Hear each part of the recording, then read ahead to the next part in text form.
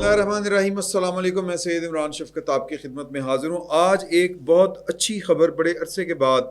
سننے کو ملی، بلکہ دیکھنے کو ملی، اور وہ خبر تھی کہ علی امین گنڈا پور صاحب نے ایک انیشیٹو لیا ہے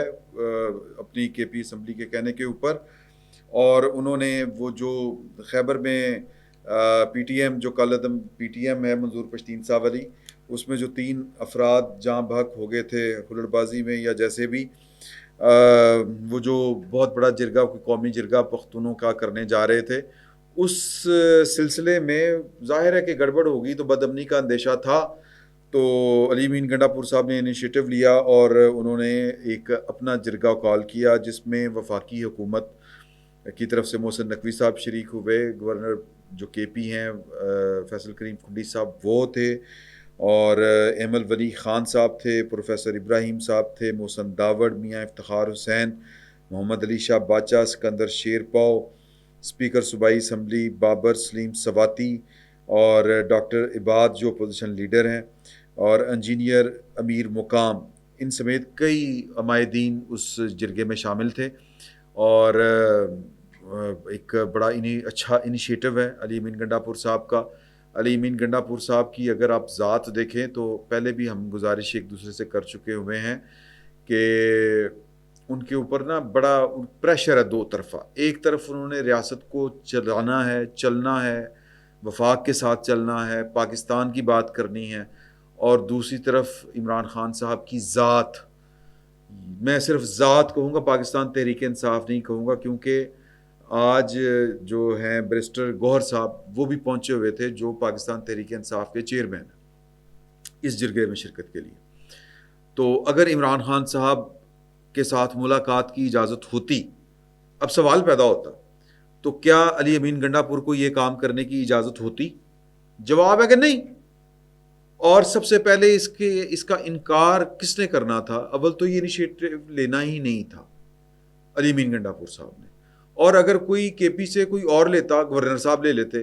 تو انکار سب سے پہلے عمران خان صاحب کے کہنے کے اوپر کس نے کرنا تھا؟ بیرسٹر گوہر صاحب نے یا علی امین گنڈا پور صاحب نے۔ تو یہ جو 18-19 تاریخ تک ان کی ملاقاتوں کے اوپر پابندی ہے، یہ اس کا نتیجہ ہے۔ اس جرگے میں بیسیکلی یہ ہوا ہے کہ ابھی تک کی اطلاعات ہیں کہ جو علی امین گنڈا پور صاحب ہیں، انہوں نے اس جرگے سے اختیار مانگ لیا ہے۔ جرگہ بیسیکلی جو ہمارے پنجابی سننے والے ہیں، وہ پنچایت جس طرح ہمارے یہاں پہ ہوتی ہے اسی طرح یہ جرگہ ہوتا ہے، یا اگر آپ اس کو تھوڑا سا اگر آپ بڑا کرنا چاہیں، ماڈرن سکیل کے اوپر جانا چاہیں آپ، تو یہ جو پارلیمنٹ ہوتی ہے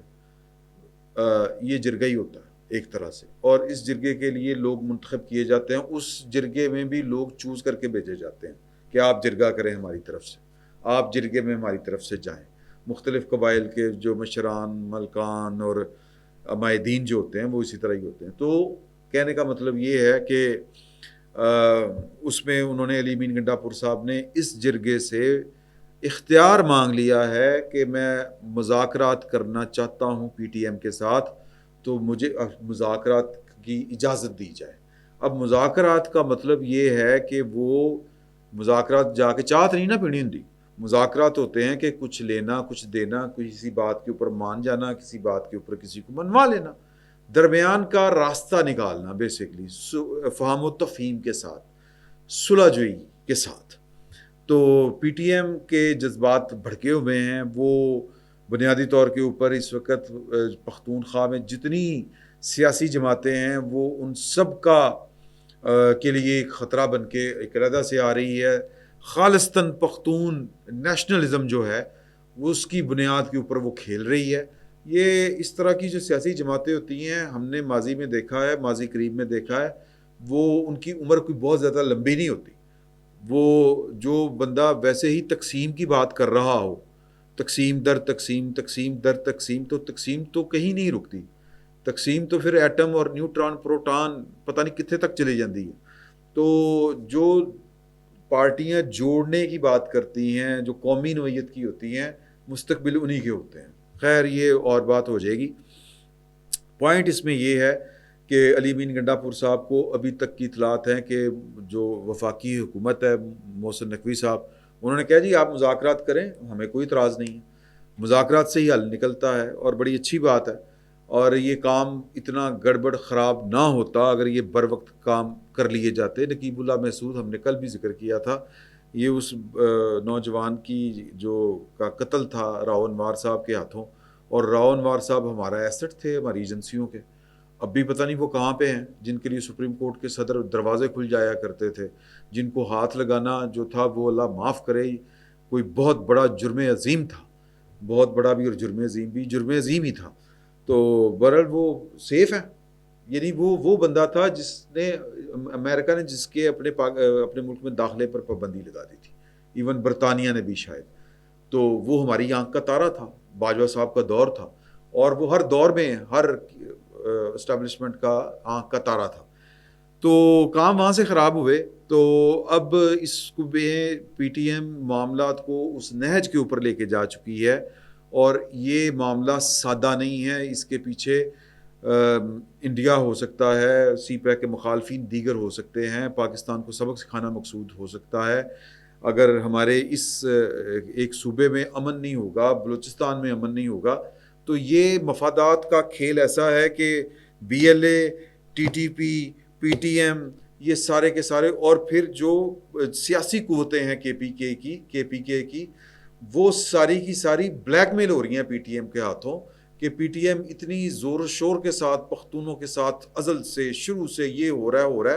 اس طرح کی وہ ڈائلاگ بازی کر رہے ہیں، پاپولر سٹانس لے رہے ہیں، اور اس پاپولر سٹانس میں جو سب سے پہلی جس کی کیجولیٹی ہوتی ہے وہ عقل کی ہوتی ہے، دلیل کی ہوتی ہے، تو آپ یعنی دلیل اور عقل کا قتل ہو جاتا ہے اس میدان میں، جس طرح عمران خان صاحب نے کیا ہوا ہے۔ تو آج کا دن ایک اور ناکامی ہے، بیسکلی یہ پاکستان کی کامیابی ہے، اور ناکامی کس کی ہے؟ عمران خان صاحب کی ناکامی ہے، عمران خان صاحب کی ناکامی ہے، ان لوگوں کی ناکامی ہے۔ اچھا عمران خان صاحب کی ناکامی کیوں ہے وہ میں آپ کو شیئر کرتا ہوں، لیکن ان لوگوں کی بھی ناکامی ہے جو پاکستان کے اندر نسلی فسادات، نسلی تعصب، قومی تعصب پھیلا کے جو ہے وہ دو صوبوں میں ایک علیحدگی کی آگ بھڑکانا چاہتے ہیں، اور نشانہ جو ہے وہ پاکستان کی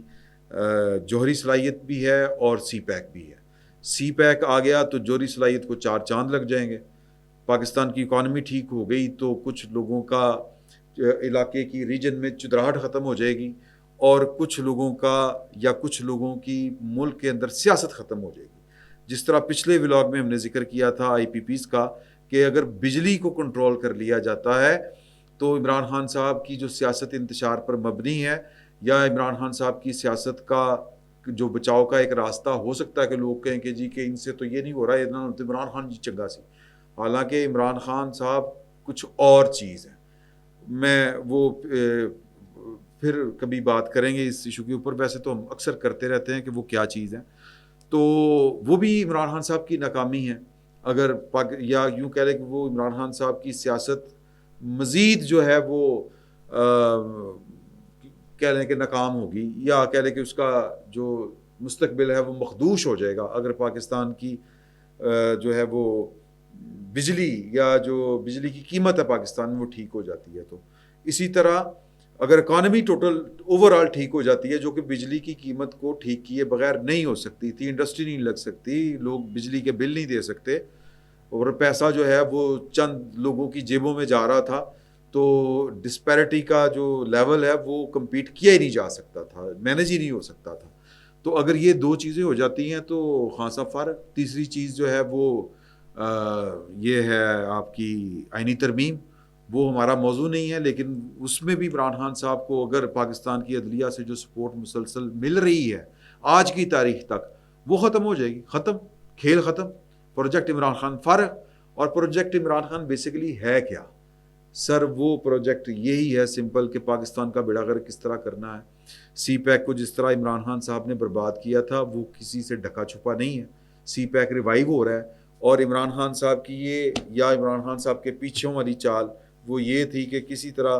عمران خان صاحب کو پاکستان کی سڑکوں کے اوپر لایا جائے اور پاکستان کے اوپر دہشت گردی بھی مسلط کی جائے بی ایل اے اور ٹی ٹی پی کی صورت میں۔ ٹی ٹی پی اس جرگے کے جو پی ٹی ایم جرگہ بلا رہی تھی، اب یہ سارے ان کی آپس میں کڑیاں کس طرح سے ملتی ہیں کہ ٹی ٹی ایم نے پی ٹی ایم کے جو جرگہ بلایا ہوا تھا اس کے لیے اپنی سرگرمیاں معطل کر دی. یعنی اس نقطے کے اوپر وہ بھی ان کے ساتھ ہے. اور وہ نقطہ کیا ہے کہ جی کہ پختون سوچ لیں کہ انہوں نے پاکستان کے ساتھ رہنا ہے کہ نہیں رہنا.